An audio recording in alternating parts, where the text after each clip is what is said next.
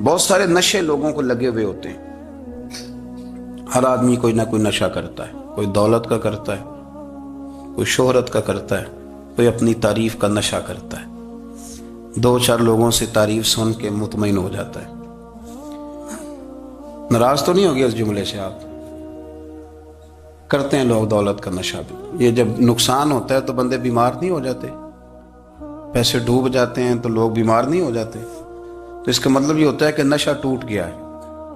اب بہک ہوئے ہیں نا تھوڑے سے تو کانپتے ہیں, تڑپتے ہیں, پریشان. نشہ ہی اسی طرح ہی کرتا ہے نا, نہیں ملتا تو پریشان ہوتا ہے. یہ سارے نشے ہیں, مختلف قسم کا نشہ. ہم مانتے نہیں اس بات کو, تسلیم نہیں کرتے, کیونکہ تسلیم کرنا بڑا مشکل کام ہے. اس کے لیے تو بڑی ساری چیزیں جو ہیں وہ دبوچ کے اور بڑی سارے رستے پھلانگ کے آنا پڑتا ہے, تو بڑا مشکل ہے ماننا, ورنہ کرتے ہیں ہم. ہمارا مزاج ہے. یہ گھومنے پھرنے کا, دنیا دیکھنے کا بھی ایک نشہ ہے. یہ بہت ساری باتیں کرنے کا بھی ایک نشہ ہے. گپ شپ کا بھی ایک نشہ ہے. دو چار لوگوں کی جب تک پگڑیاں نہ کھول لیں, بعض لوگوں کو نیند نہیں آتی. یہ غیبت کا, چغلی کا, بددیانتی کا, یہ بھی ایک نشہ ہے. اس پر ملا رومی رحمت اللہ نے بڑا کلام لکھا ہے. وہ کہتے ہیں مانگ کے کھانے کا بھی نشہ ہے, مانگ کے کھانے کا بھی نشہ ہے. وہ کہتے ہیں کہ ایک بھیک مانگنے والی خاتون تھی, تو بادشاہ کے پاس بھیک مانگنے آئی, تو بادشاہ کو پسند آ گئی, اس نے شادی کر لی. اب اس کو عادت تھی بھیک مانگ کے کھانے کی, تو وہ کنیزوں سے کہا کرتی تھی کہ فٹافٹ نہ روٹی لے کے آیا کرو, میں 2-3 دفعہ مانگوں تو پھر لایا کرو. کیونکہ ایک نشہ ہے نا, تو میں مانگوں 2-4 دفعہ تو پھر. تو انسان بہت سارے نشے کرتا ہے, یہ مانتا نہیں. یہ موبائل, یہ فیس بک, یہ سارے نشے ہی ہیں. اپنی فوٹو لگا لینا, سارا دن اسی کو دیکھتے رہنا. اور بڑے بڑے سیانے بندے جو وزادار ہیں, بڑے وزادار لوگ ہیں, لیکن وہ بھی سنجیدگی کے قائل نہیں, اس طرح کے نشوں کا شکار ہیں. یہ سارے نشے ہیں جو ہم نے پال لیے. ہمارے صوفیاء, ہمارے بزرگ فرماتے ہیں کہ تم اس طرح کرو, اگر سارے نشوں سے بچنا چاہتے ہو تو سجدے کا نشہ شروع کرو, سجدے کا نشہ شروع کرو. یہ نا اقبال کہتے ہیں عطار ہو, رومی ہو, رازی. آپ بات کو سمجھیں, عطار ہو, رومی ہو, رازی ہو, غزالی ہو, کچھ ہاتھ نہیں آتا بے آہ سحر گاہی. کہتے بہت بڑا صوفی ہو جیسے فرید الدین عطار تھے, بہت بڑا تصوف کا امام ہو جیسے امام غزالی تھے, بہت بڑا تفسیر کا استاد ہو جیسے امام رازی ہو. عطار ہو, رومی ہو, رازی ہو, غزالی ہو, پر کچھ ہاتھ نہیں آتا بے آہ سحر گاہی. اگر سویرے اٹھ کے روتا نہیں نا اللہ کی بارگاہ میں, اگر تہجد نہیں نہ پڑھتا, تو کچھ ہاتھ نہیں آتا بے آہ سحر گاہی. پھر اس کو کوئی چیز نصیب. میری بات کی سمجھ آ رہی ہے آپ حضرات؟ جب تک آپ سویرے نہیں اٹھتے, آپ اللہ اللہ نہیں کرتے, آپ کو نوافل کا چسکا نہیں, عبادت کا مزہ نہیں. فرمایا میری عبادت کرو, یہ شوق پیدا کرو, میں نے تمہیں پیدا کیا ہے. ہم لوگوں کے نشے ہیں, مختلف نشے ہیں, بڑا عجیب رنگ ہے. محفل کی صدارت کرنے والے بڑے پیر صاحب, بڑے القابات, بیچ میں سے بندہ تلاش کرنے سے بھی نہیں مل رہا, اتنے بڑے لقب ہیں اس کے. لیکن وہ ساج سمر کے 2.5 گھنٹے بیٹھا رہا محفل میں, اور نماز کا وقت آیا تو اس نے مختصر سی پڑھی, وہ نکل گیا. ہلکے سے سجدے کیے. اتنا بڑا عشق رسول, نعت خواں, ہو کیا بات ہے. اور عشق رسول کا بہت بڑا پیغامبر, بہت بڑا مبلغ, اور بیچارہ سمجھ ہی نہیں سکا کہ اللہ کے رسول نے فرمایا تو نماز پڑھ, میری آنکھیں ٹھنڈی ہو جائیں گی. تو یہ نشے کے عادی تو ہیں, پر حقیقت کے قائل نہیں ہیں. یہ بس ٹھیک ہے, خوابوں کی دنیا میں لوگ زندہ ہیں, پر جن کو یہ جو نشہ تھا نا عبادت کا, یہ میرے رسول پاک کی چاہت ہے, یہ میرے نبی کریم علیہ السلام کی. آپ دیکھیں نا, حضور مہینوں جا کے غار حرا میں بیٹھتے.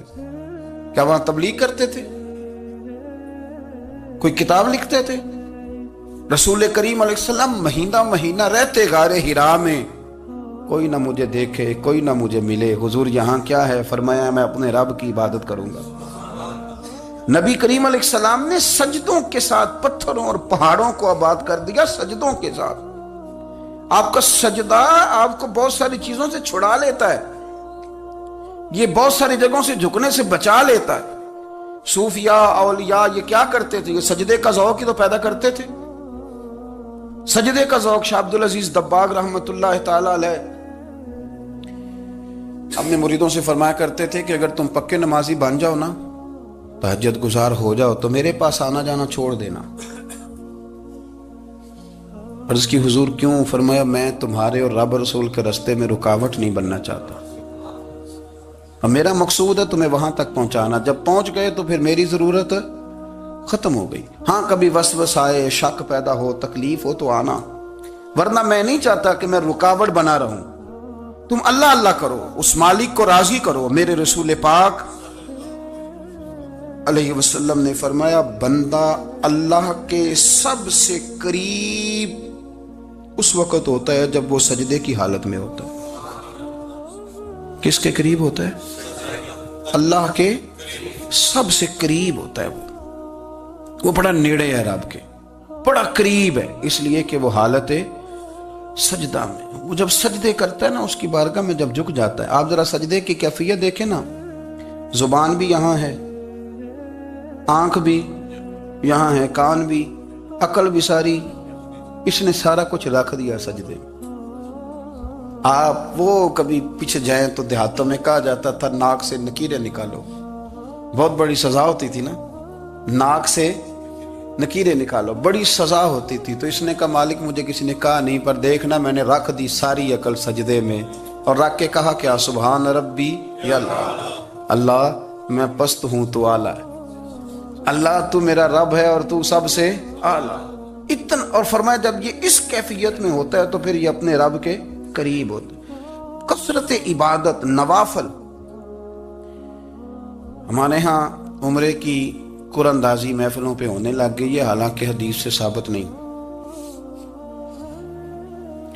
میں دوستوں سے کہتا ہوں جائز ہے، کرنی چاہیے، عمرے کی قرآن اندازی جائز ہے، پر کسی حدیث میں نہیں آئی کہ قرآن اندازی کرو عمرہ کرو۔ حدیث میں قرآن اندازی یہ آئی ہے کہ نبی پاک علیہ السلام نے فرمایا تمہیں پتہ چل جائے نا پہلی صف کا ثواب کتنا ہے، تم قرآن اندازی کرو۔ عمرے کی قرآن اندازی کا تو پوسٹر چھپتا ہے، تو یہ والی قرآن اندازی کب ہونی ہے؟ ہونی چاہیے کہ نہیں؟ حضور نے فرمایا تمہیں پتہ چلے کہ اس کا ثواب کتنا، تو تم قرآن اندازی کرو، تم قرآن ڈالو۔ جب آپ نماز پڑھ رہے ہوتے ہیں، جب آپ کا مصلی آباد ہوتا ہے، صلاح الدین ایوبی ایک بزرگ سے ملاقات ہو گئی، بیت المقدس پر قبضہ تھا عیسائیوں کا، تو صلاح الدین بڑے پریشان تھے۔ بابا جی کہنے لگے پتر کیا ہوا؟ کہنے لگے حضور پتہ چلا ہے دشمن کے 2 بحری بیڑے اسلحہ لے کے آ رہے ہیں، مسلمان پہلے ہی کمزور ہیں، اور اب اگر 2 بحری بیڑے اور آ گئے تو حضور مسئلہ بن جائے گا۔ تو میں پریشان ہوں کہ کس طرح یہ کم مسئلے والی ہماری فوج ہے کیسے مقابلہ کرے گی۔ تو بابا جی کہنے لگے پتر اس طرح کرنا، آج رات تو بھی دعا کرنا اور میں بھی کروں گا، تو بھی دعا کرنا، آپ ناراض نہ ہونا، ہم تو پیروں والے ہیں، ہم تو پیروں کے نوکر غلام ہیں، ہمارا تو گزارا ہی نہیں، ہمیں تو ملتا ہے سارا کچھ وہاں سے۔ پر میرا سوال یہ ہے کہ تعویذ لینے جاتے ہو نفل کیوں نہیں پڑھتے؟ رات اللہ اللہ کیوں نہیں کرتے؟ یہ بھی تو ہمارے بزرگوں کا ہی طریقہ ہے، انہوں نے تو ہمیں سکھایا ہے۔ صلاح الدین ایوبی سے بزرگوں نے کہا کہ رات آج نا اللہ اللہ کرنا، تو میں تیرے لیے دعا کروں گا، تو بھی دعا کرنا۔ تو بندہ جب دکھی ہوتا ہے تو سجدہ کرتا ہے، تو پھر ہی تو مصلی بھیگ جاتا ہے، پھر ہی تو مزہ آتا ہے۔ سکھی بندہ تو کعبے جا کے نہیں روتا، دکھی تھے، تکلیف تھی، تو سر رکھا سجدے میں تو تڑپ گئے۔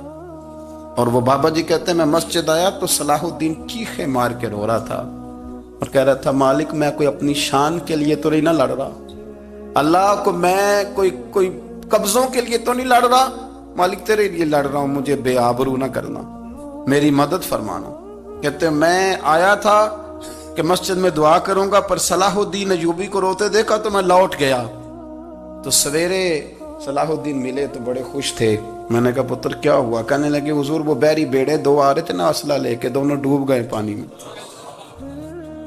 میں ڈوب گئے۔ تو بابا جی کہنے لگے صلاح الدین وہ پانی میں نہیں ڈوبے، وہ تیرے آنسوؤں میں ڈوب گئے، وہ غرق ہو گئے، وہ جو تو نے مصلی بات کیا تو وہ تیرے آنسوؤں میں ڈوب گئے، وہ غرق ہو گئے، وہ تباہ اتنے قیمتی تھے تیرے آنسو کے بہا لے گئے دشمن کے بحری بیڑوں کو۔ میرے بھائی ٹھیک ہو گیا جی، میرے عزیز سمجھ لیں اس بات کو ہمیشہ کے لیے، اور اس پر غور کر لیں اچھے طریقے سے کہ میرے رسول کریم سید عالم صلی اللہ علیہ وسلم نے نا ہماری توجہ دلائی، حضور نے ہمیں بتلایا، ہمارا ذوق بڑھایا عبادت کی طرف۔ ایک صحابی تھے حضرت ابو فاطمہ رضی اللہ تعالیٰ عنہ، یہ ترمذی شریف کی حدیث ہے۔ نبی پاک علیہ السلام نے فرمایا ابو فاطمہ قیامت کے دن مجھ سے جلدی ملنا چاہتے ہو کہ دیر کے ساتھ؟ تو کہنے لگے حضور کون ہوگا جو دیر سے ملنا چاہے گا، ہم نے تو جان دے دی وعدہ دیدار پر۔ اعلیٰ حضرت فرماتے ہیں جان دے دی وعدہ اور نقد اپنا دام ہو ہی جائے گا۔ مجھے لگتا ہے کہ یہ سودا نقد و نقد ہو جانا ہے، چونکہ ہم نے جان دے دی وعدہ دیدار پر۔ آپ نے وعدہ کیا تھا کہ مریں گے تو پھر زیارت ہوگی، تو مر گئے ہم زیارت کی خاطر۔ جان دے دی وعدہ دیدار پر تو نقد اپنا دام ہو ہی جائے گا۔ اے رضا ہر کام کا ایک وقت ہے، دل کو بھی آرام ہو ہی جائے گا۔ تو حضرت ابو فاطمہ رضی اللہ تعالیٰ عنہ سے نبی پاک صلی اللہ علیہ وسلم نے فرمایا جلدی ملنا چاہتے ہو کہ دیر سے؟ عرض کی حضور فٹافٹ ملنا ہے، میں نے قیامت کے دن آپ سے جلدی ملنا ہے۔ تو نبی پاک علیہ السلام نے فرمایا پھر اس طرح کرنا، دنیا میں رہ کے سجدے زیادہ کرنا، پھر سجدے زیادہ کرنا، قیامت میں ملاقات جلدی ہو جائے گی، قرب ملے گا تمہیں۔ اپنے بچوں کے اندر دیکھیں نا، ہم شوق پیدا کرتے ہیں، ہمیں صحیح لفظ نہیں بولنے آتے پر ہم بچوں میں شوق پیدا کرتے ہیں کہ پتر ڈاکٹر بن جائے گا تو بڑا نفع کرے گا، تو لوگوں کی خدمت کرے گا، ملک و ملت کی خدمت کرے گا، تیرے ابا کا نام روشن ہوگا، تیرے دادا کی تعریفیں ہوں گی۔ ہم یہ ذوق پیدا کرتے ہیں۔ ہم اپنے نوجوانوں کے اندر یہ فکر پیدا کرتے ہیں، انہیں ہم سمجھاتے ہیں کہ میاں جب تم پڑھو گے، محنت کرو گے تو فلاں آدمی کی طرح تمہارا نام ہوگا۔ یہ جتنا ذوق ہم بچوں کے اندر ان چیزوں کا پیدا کرتے، ہمیں حکم ہے کسی طرح ہم ذوق پیدا کریں کہ پتر نماز پڑھے گا تو اللہ راضی ہو جائے گا، تو سجدہ کرے گا۔ دیکھیں نا میرے رسول کریم علیہ السلام نے فرمایا 7 سال کے بچے کو مسجد لے کے جاؤ، یعنی اسے شوق دلاؤ، اس کے اندر یہ خاصیت پیدا کرو کہ اس کا دل کرے مسجد میں جانے کو، اس کے اندر یہ خصوصیات لاؤ کہ وہ ہمارے ہاں نا ہر چیز کو پرموٹ کیا جا رہا ہے، ہر چیز کو، یعنی سر سنگیت سکھانے کے لیے اکیڈمیاں بن گئی ہیں، ہر شے پرموٹ ہو رہی ہے، عبادت کا جذبہ کم ہوتا جا رہا ہے، اللہ کا ذوق ہمارے اندر نہیں رہا۔ اور اتنا مشکل ہم نے اپنے لیے بنا لیا ہے کہ وہ بندہ جو بڑی زبردست مذہبی گفتگو کر رہا تھا اور تگڑی بات کر رہا تھا، کیا بات ہے، لیکن نماز کے بارے میں کمزوری دکھا جاتا ہے، نوافل کے بارے میں وہ چپکے سے نکل جاتا ہے۔ امام احمد بن حنبل رحمۃ اللہ تعالی علیہ، مسند امام احمد بن حنبل 14 جلدوں میں ہے مارکیٹ میں، اور مجھے تو خیر پسند ہی بڑی ہے، میں نے تو کئی دفعہ پڑھی ہے۔ اور کیا بات ہے امام احمد بن حنبل کی، کیسے تگڑے قسم کے محدث تھے، اور اللہ نے کتنا انہیں اعزاز عطا فرمایا ہوا۔ یہ کوڑے بھی کھاتے تھے دین کی خاطر، سارا کرتا لہو سے بھر بھی جایا کرتا تھا، بڑا اعزاز والا شخص تھے، بڑے اعزاز والے، حدیثیں جمع کرنا، حدیثیں لکھنا، حدیث پڑھانا، سارا دن رہتے تھے۔ کہہ سکتے تھے کہ میں کر تو رہا ہوں کام، اور حدیث بھی موجود ہے کہ عالم عابد سے افضل ہوتا ہے، پر اس کے باوجود امام احمد بن حنبل رحمۃ اللہ علیہ 300 نفل فرض نمازوں کے علاوہ پڑھا کرتے تھے، 300 نوافل روز پڑھا کرتے تھے۔ ان کے بیٹے نے کہا ابا جی مکان خریدنا ہے تو وہ جگہ کہاں کر کے لوں، بہت ساری آبادیاں، تو فرمایا پتر وہاں لینا جہاں مسجد قریب ہو۔ میرے رسول کریم سید عالم صلی اللہ علیہ وسلم اتنا پسند کرتے مسجد کو، اتنا پسند کرتے نماز کو، کہ رسول کریم صلی اللہ علیہ وسلم تہجد کی نماز بھی پڑھتے، پھر حضور فجر کی نماز بھی پڑھتے، نبی پاک وتر کو الگ کر کے پڑھتے، عشاء کے ساتھ نہیں پڑھتے۔ یہ تو ہم اس لیے اجازت دی ہمارے بزرگوں نے کہ بعد میں اٹھے گا کون علیحدہ وتر پڑھنے کے لیے، عشاء کے ساتھ پڑھ لیں۔ وتر پڑھتے، تہجد پڑھتے، فجر پڑھتے، اشراق پڑھتے، چاشت پڑھتے، پھر مغرب کی نماز کے بعد 6 رکعت اوابین پڑھتے، پھر رات کو صلاۃ اللیل پڑھتے۔ سیدہ عائشہ صدیقہ کہتی ہیں زمانہ سو جاتا اور میرے رسول مصلی بچھا کے کھڑے ہو جاتے، او یار کھیتی باڑی کر کے نہیں، محنت مزدوری کر کے نہیں۔ جناب عائشہ کہتی ہیں میں یہ بھی دیکھتی کہ حضور ایک آیت شروع کرتے تو ساری رات اسی کو پڑھتے، اور میری نظر جاتی تو قدم مبارک پہ ورم آ جاتا. یار نماز پڑھ پڑھ کے اتنی مشقت کر کے اتنی جد و جہد کر کے ورم آ گیا. یا رسول اللہ اتنی محنت کیوں کرتے ہو؟ فرمایا افلا اکون عبدا شکورا، کیا میں اپنے رب کا شکر گزار بندہ نہ بنوں؟ صحابہ کا ذوق عبادتوں کا، ریاضتوں کا، تلاوتوں کا، طبیعت ہے ان کی. وہ ایک دوسرے کو، حضرت مولا علی شیر خدا کرم اللہ تعالی وجہ الکریم کے زمانے میں روم کے بادشاہ نے کہا یار یہ مسلمانوں کا پتہ تو کرو، یہ آخر کیوں اتنے زیادہ مجاہد ہیں؟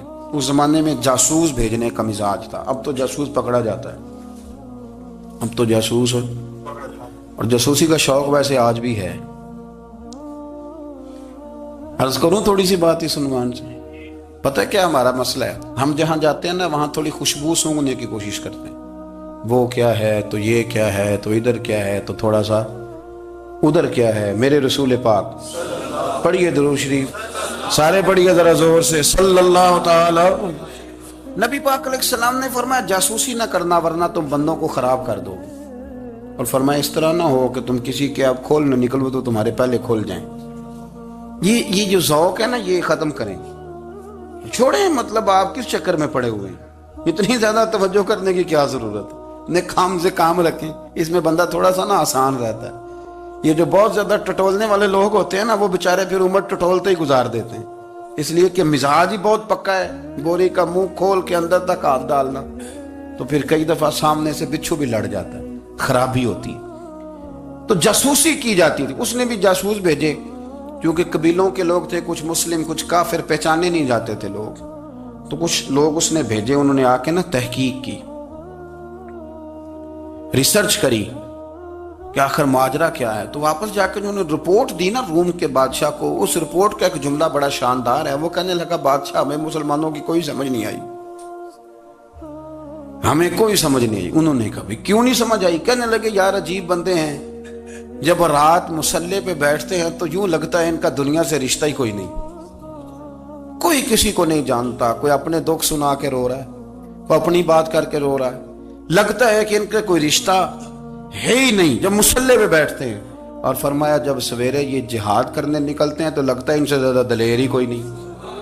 حالانکہ جو مسلحوں پہ رونے دھونے کے لوگ ہوتے ہیں وہ کئی دفعہ جہاد میں کام نہیں کرتے، لیکن عجیب لوگ ہیں کہ رات کے راہب ہیں دن کے مجاہد ہیں، کوئی سمجھ نہیں آتی. میرے عزیز ان لوگوں نے مسلح آباد کر کے رکھا، تلاوتیں ان کا ذوق رہی، منظر روز پڑھنا، اسباق پڑھنا، وظائف پڑھنا یہ ان کا ذوق رہا. اعلیٰ حضرت بریلوی رحمت اللہ نے 1000 کتاب لکھی ہے، لیکن الوظیفۃ الکریمہ کے نام سے جو وہ صبح و شام وظائف پڑھتے تھے وہ الگ انہوں نے ان کو بیان کیا، پابندی کے ساتھ اپنی اللہ اللہ کرتے تھے. شیخ شہاب الدین سہروردی رحمت اللہ علیہ اس پر ایک بندے نے اعتراض کیا. اس نے کہا جی آپ کس قسم کے صوفی ہیں، مرید بیٹھے ہیں اور آپ وہاں نفل پڑھ رہے ہیں؟ یہ بھی بڑا مسئلہ ہوتا ہے نا. جو بندہ ملنے آتا ہے وہ اپنے ٹائم کے حساب سے آتا ہے، اور پھر اس کا یہ بھی خیال ہوتا ہے کہ پیر صاحب جو ہیں وہ چونکہ درویش ہیں تو نہ انہیں روٹی کھانی چاہیے نہ سونا چاہیے، چونکہ وہ درویش ہیں، اور ہم چونکہ درویشوں کے ماننے والے ہیں لہذا ہمارا یہ طریقہ ہونا چاہیے کہ جیسے ہم کہیں درویش ویسے ہی کر جائے.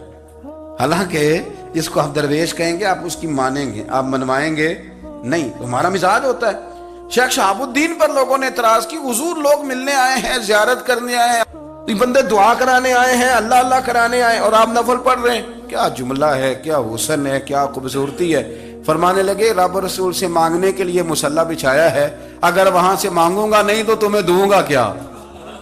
پہلے مجھے کچھ لے تو لینے دو، اگر میرے پلے کچھ ہے ہوگی تو آگے دوں گا نا. تو میں مانگنے گیا تھا کہ یا اللہ دے تیرے بندے لینے آئے، دے تو میں کچھ لوں گا تو آگے دوں گا نا. لیکن ہمارا یہ سٹیٹس، یہ مزاج، یہ شعور نہیں ہے. گپیں، کہانیاں، داستانیں، گفتگو، خطابت، واز، کیا بات. لیکن اگر کچھ کرنے کا کام ہو تو وہ نہیں ہم سے ہوتا. میرے نبی کریم علیہ الصلوۃ والسلام نے مصلی سے دل لگانے کا درس دیا، حضور نے توجہ دلائی. صحابہ اس ذوق کے حامل لوگ تھے، وہ کوشش کرتے تھے. جناب صدیق اکبر رضی اللہ تعالیٰ عنہ کا عبادت کا مزاج ہمیشہ قائم رہا. حضرت عمر فاروق ساری رات اللہ کے حضور کھڑے رہے. حضرت عثمان غنی رضی اللہ تعالیٰ عنہ عشاء کی نماز پڑھ کے 2 رکعتوں کی نیت باندھتے تھے، 15 سپارے پہلی رکعت میں پڑھ دیتے تھے. اور 15 سپارے قرآن مجید کے دوسری رکعت میں پڑھ دیتے تھے۔ آپ نے نا حضرت عمر فاروق کے وصال کے بعد ان کی ایک بیوہ سے نکاح کیا، حضرت عثمان غنی نے نکاح کیا۔ وہ خاتون آپ کے نکاح میں آئیں تو عرض کرنے لگی امیر المومنین میرے لیے یہ اعزاز تو بہت ہے کہ میں امیر المومنین کی بیوہ تھی تو امیر المومنین کی منکوحہ ہو گئی ہوں، لیکن حضور نہ تو میں جوان ہوں کہ میرے اندر رغبت ہوتی اور نہ میں اب اس قابل ہوں کہ کوئی خدمت کر سکوں، میرے ساتھ نکاح کی وجہ کیا بنی؟ تو عثمان غنی رو پڑے، فرمانے لگے میں نے عمر فاروق کو مسجد میں اپنے رب سے ڈرتے ہوئے دیکھا ہے، میں نے اسے روتے ہوئے دیکھا ہے، عدل کرتے دیکھا ہے، انصاف کرتے دیکھا ہے، امت کی خیر خواہی کرتے دیکھا۔ تمہارے ساتھ نکاح اس لیے کیا ہے کہ تم مجھے یہ بتاؤ کہ عمر فاروق گھر کے اندر اپنے رب کو کیسے راضی کرتے تھے، گھر کے اندر کیسے راضی کرتے تھے، وہ طریقے بتلاؤ، تم بتاتی جانا اور میں بھی اسی طرح گھر میں عبادت کروں۔ میرے رسول کریم علیہ السلام نے ارشاد فرمایا، حضور فرمانے لگے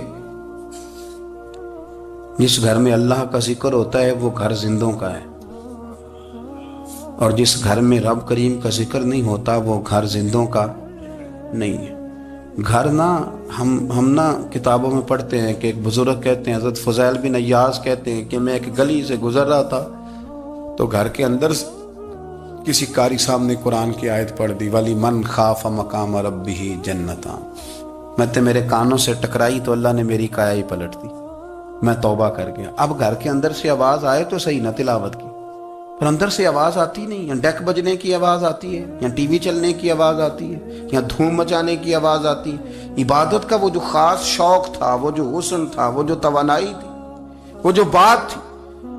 ایک جگہ پہ ہم بیٹھے تھے تو وہاں ایک صاحب آئے اور انہوں نے آتے ہی کہا کہ مہربانی کریں ذرا مجھے مصلی دے دیں، میرے نہ کچھ نفل رہ گئے۔ تو میں نے وضو کر لیا تو کوئی مصلی مل جائے، مصلی انہیں دے دیا گیا، وہ مصلی لے کے چلے گئے تو پیچھے ایک صاحب نے تبصرہ کیا، کہنے کتنا ریاکار بندہ ہے، لوگوں کو دکھا رہا ہے کہ میں نفل پڑھتا ہوں، ہے کوئی بات کرنے والی؟ میں نے اسے کہا تو مہربانی کرنا اس طرح کی ریاکاری تو بھی کر، پکڑ مصلی اور جا تو بھی تھوڑی ریاکاری کر کے آ، اٹھ ذرا شکر کر، کوئی یہ ریاکار بھی ملا ہے، کوئی نفل پڑھ کے ریاکاری کر رہا ہے۔ اللہ کا میں کہتا ہوں کو پڑھے تو صحیح، نہ یار یہ کوئی دور ہے نفل پڑھنے کا، اس میں تو لوگوں کا مزاج ہی نہیں، طبیعت ہی نہیں۔ میں نے کہا چل مہربانی کر یہ لے مصلی اور تو بھی جا تھوڑی سی یا کر یا ریاکاری کرو تو صحیح نا، مزاج ہی نہیں، ذوق۔ جمعے کی نماز پڑھ کے یوں دنیا بھاگتی ہے، او ہو پتہ نہیں کون سی پیچھے آگ تھی جو بجھائی جائے گی، اور آج تک لوگ مسئلہ پوچھ رہے ہیں کہ جمعے کی بعد والی سنتیں کتنی ہوتی ہیں۔ میں نے کہا کتنے سال ہو گئے جمعہ پڑھتے، کتنے سال ہو گئے، ابھی تک سنتوں کا نہیں پتا، ابھی تک نے علم کے پہلے کتنی رکھتے ہیں اور بعد میں کتنی رکھتے ہیں۔ فجر کی سنتیں کب پڑھنی چاہیے، سنو فجر کی سنتوں کے بارے میں۔ میرے رسول کریم سید عالم صلی اللہ تعالی علیہ وسلم سے ایک صحابی نے پوچھا تھا، حضور میری فجر کی سنتیں رہ گئیں یا رہ جاتی ہیں تو حکم کیا ہے، کیا انداز ہے حضور کا؟ بخاری مسلم کے لفظ سنو، حضور سید عالم صلی اللہ علیہ وسلم فرمانے لگے، اس نے کیا پوچھا تھا، حضور جواب کیا دیتے ہیں؟ فرمایا فجر کی سنتیں کبھی نہ چھوڑنا، فجر کی پہلی 2 سنتیں کبھی نہ چھوڑنا۔ یا رسول اللہ صلی اللہ تعالی علیہ وسلم میری رہ گئی ہیں، رہ جاتی ہیں۔ فرمایا فجر کی 2 سنتیں نہ چھوڑنا، فرمایا فجر کی پہلی 2 سنتیں مجھے دنیا اور دنیا کے اندر جو کچھ ہے وہ سب سے زیادہ پیاری ہے۔ فجر کی 2 سنتیں دنیا اور دنیا میں جو کچھ ہے مجھے وہ سب سے زیادہ پیاری ہیں، اس لیے فجر کی سنتیں نہ چھوڑنا۔ اپنا ذوق، اپنی طبیعت، ہم نے نا ذوق غلط بنا لیا ہے۔ اگر 20 بندے کہہ بھی دیں گے تو نے بڑی شاندار تلاوت کیا تو کیا اس سے بنے گا؟ 100 بندہ کہہ بھی دے تیری کیا بات ہے، کیا بات ہے نعت خاں کی، کیا بات ہے علامہ صاحب کی، پیر صاحب کی، پیر مہر علی شاہ صاحب رحمت اللہ علیہ۔ آپ تشریف فرما تھے تو آپ کے ایک ہی بیٹے بابو جی جن کو کہا جاتا ہے، جس دن صاحبزادے پیدا ہوئے تو خادم نہ وہاں سے نکلا۔ ان لوگوں کے شوق اور طرح کے تھے نا، تو ان کی توجہ بھی اپنے شوق کی طرف رہتی، تو خادم نکلا اندر سے، پیر صاحب مبارک ہو، پیر صاحب مبارک ہو، پیر صاحب مبارک ہو، پیر صاحب مبارک، وہ شور کر رہا ہے۔ تو پیر صاحب کو وجد ہو گیا، اللہ اکبر اللہ اکبر اللہ، وہ کیا ہوا، کس بات کی مبارک دے رہے ہو؟ اس کی حضور اللہ نے بیٹا دیا ہے۔ تو آپ فرمانے لگے اچھا حضور آپ کیا ہوا آپ تو پریشان ہو گئے؟ فرمانے لگے جب تو نے 3 دفعہ کہا نا مہر علی کو مبارک ہو تو میں سمجھا تھا شاید تجھے کسی نے بتا دیا ہے کہ مہر علی سے اللہ راضی ہو گیا۔ میں سمجھا تھا کہ شاید تو یہ خبر لے کے آیا ہے کہ کسی نے بتایا ہے کہ مجھے آج خبر ملی ہے کہ مہر علی سے رب اچھا پتر ہوا ہے، الحمدللہ اللہ کا شکر ہے، پر میرے لیے مبارک کا دن وہ ہوگا جب میرا رب کہے گا کہ میں مہر علی سے راضی ہوں، میرے محبوب کہیں گے کہ میں مہر علی سے۔ آپ بات کو سمجھیں، شوق ہی کسی اور طرف تھا، دل ہی کہیں اور لگا ہوا تھا، طبیعت ہی کہیں اور مائل تھی۔ کوئی وظیفہ پوچھتے تھے تو پڑھتے تھے وہ لوگ، کچھ اللہ اللہ انہیں بتائی جاتی تھی تو کرنے کا ذوق رکھتے تھے، طبیعت تھی، قائل تھے۔ حضرت ربیع کہتے ہیں میں بڑی دور سے سفر کر کے گیا حضرت اویس کرنی سے ملنے، بڑی دور سے، اور جب میں پہنچا تو فجر کا وقت تھا، تو حضرت اویس کرنی کو میں نے پا لیا، تو وہ نماز پڑھ کے نا قرآن شریف لے کے بیٹھ گئے۔ فرماتے ہیں اشراق چاشت کا وقت ہوا تو نفلوں کی نیت باندھ لی۔ محدث ابن الجوزی نے لکھا ہے، فرماتے ہیں پھر جب زوال کا وقت ہوا تو مسجد میں جھاڑو دینے لگ گئے، زور کی نماز پڑھ کے تو عصر کی تیاری تک وہ مسجد میں بیٹھے رہے، اور میرے نبی پاک علیہ السلام نے فرمایا جو نماز کے انتظار میں بیٹھا ہو وہ نماز ہی میں ہے، وہ نماز ہی میں ہے۔ فرمایا میری دنیا، میری امت کی جو رہبانیت ہے نا وہ اتنی ہے کہ نماز کا انتظار کرے، اذان کے بعد نماز کا یہ راہب ہے، یہ اس وقت چھوڑ کے بیٹھے ہیں سارا کچھ۔ فرماتے ہیں عصر تک انہوں نے اللہ اللہ کی، پھر مغرب تک کی، عشاء کی نماز ہوئی تو نماز پڑھی تو وہ تھک گئے، اب مجھے وہ فارغ ہوں مصلی چھوڑے تو میں ملاقات کروں نا۔ یہ آپ حیران نہ ہو کہ اتنی دیر بندہ کیسے اللہ اللہ کر، ہم نے کی نہیں نا اس لیے ہم پریشان ہیں، جو عادی ہوتے ہیں وہ کر بھی لیتے ہیں، وہ یہ کام۔ میری بات کی سمجھ آ رہی ہے؟ جب جاتے ہو کسی دفتر میں تو 8 گھنٹے کھڑے رہ لیتے ہو نا، مجبوری ہوتی ہے تو کھڑے رہا جا سکتا ہے۔ پاسپورٹ کے دفتر بولیے، امیگریشن کی لائنوں میں، اور میں نے تو امبیسیوں میں بندے 12 گھنٹے پہلے جا کے کھڑے دیکھے، رہ لیتے ہیں کھڑے۔ تو اگر ان کاموں کے لیے رہا جاتا ہے تو اللہ رسول کے لیے بھی کھڑے رہا جا سکتا ہے۔ تو فرمانے لگے کہ جب عشاء کی نماز کے بعد آخر انسان تھے، تھک گئے، نیند کا غلبہ ہوا تو تھوڑی ایسے آنکھ بند ہوئی تو کھولی تو رونے لگے۔ حضرت ویسے کرنی رو کے کہنے لگے مالک مجھے غافل تو نہ کرے، ابھی میں نے کیا بھی کچھ نہیں، دن ختم ہو گیا، کوئی نفل نہیں، کوئی اللہ اللہ نہیں، اللہ مجھے غافل نہ کر، میری مدد فرما۔ فرماتے ہیں جب وہ روئے تو میرے ساتھ جو شخص تھا میں نے کہا اٹھو چلیں، کہنے لگا حضور ملنا نہیں، فرمایا جو میں لینے آیا تھا وہ مجھے مل گیا، جو میں ان سے سیکھنے آیا تھا وہ مجھے نصیب ہو گیا۔